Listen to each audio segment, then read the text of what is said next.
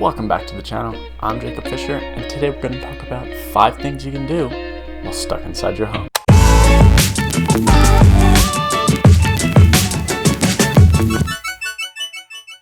You can keep doing these things after you can travel, but they are especially important right now. Number 1.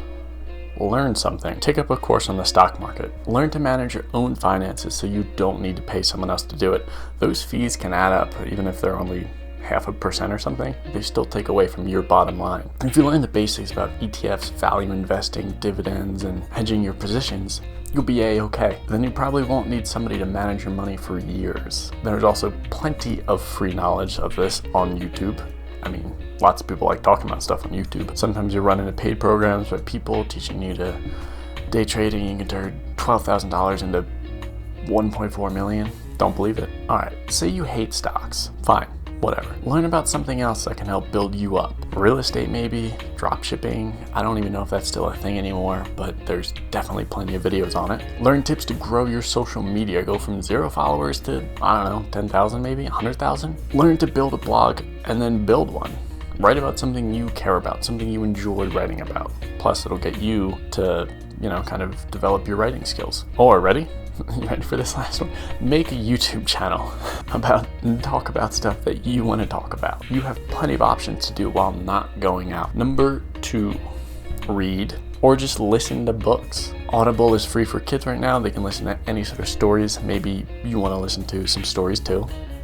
I wouldn't blame you. There are also plenty of other ways to electronically consume books. You can go off Apple Books, which I know some books are $1.99 right now, which is pretty good. You also get free trials on Audible if you are a Prime member. That's kind of worthwhile. If you don't want to pay for books, that's fine.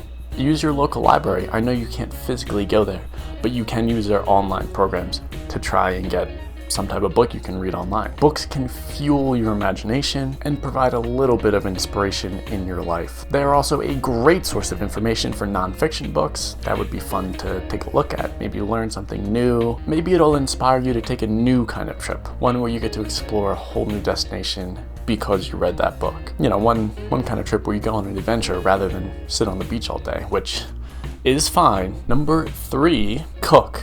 Again, watch some YouTube videos on cooking. There's a category on YouTube dedicated to cooking. It's just the cooking category. I mean, you got Bon Appetit, Binging with Babish, Sam the Cooking Guy, Joshua Weissman, just to name a few. Try that new recipe, or better yet, create your own version of it. Binging with Babish has a great episode on a 1-pot chicken dish. I took that recipe and I've changed it immensely. I don't think I've even made his actual recipe. It's been so long. I just adjusted all the ingredients that I wanted to put in it, and it always comes out great. Sometimes I don't even use chicken to make it. If you want to be vegetarian or vegan, don't use chicken. Just take it out and toss tofu or something in, beans maybe. Get crazy with your ideas. Have you ever had mac and cheese on pizza? I haven't, but maybe you want that. Don't forget to make your own dough just to learn something new. Again, I got my own dough going. On to number 4. Play games or watch TV. I do a little slash there because it depends what kind of person you are. Some people like to play games, some people like to watch TV. At the end of a long day, you're still gonna want to come back. You want to sit on the couch. Well, at the end of a long day, you're still gonna want to come downstairs from upstairs or from the kitchen to the living room, and you're gonna want to go somewhere, and that somewhere is the couch to sit and relax, or the couch to play a few games, or your computer chair to play games too on the computer. Plenty of options.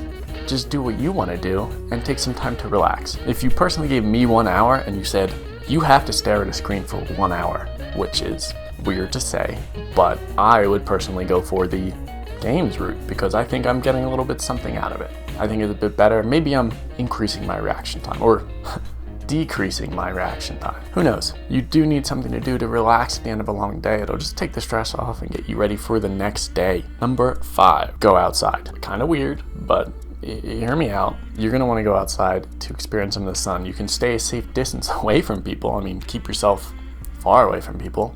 But the sun, I don't think I need to mention how beneficial the sun and fresh air is to you. It's incredibly important just to get out there and breathe the fresh air and feel the sun on your face and your skin and just really enjoy it. Doing that will drastically improve your well-being. Maybe go for a little run, a little walk around the block. Again, just stay away from people.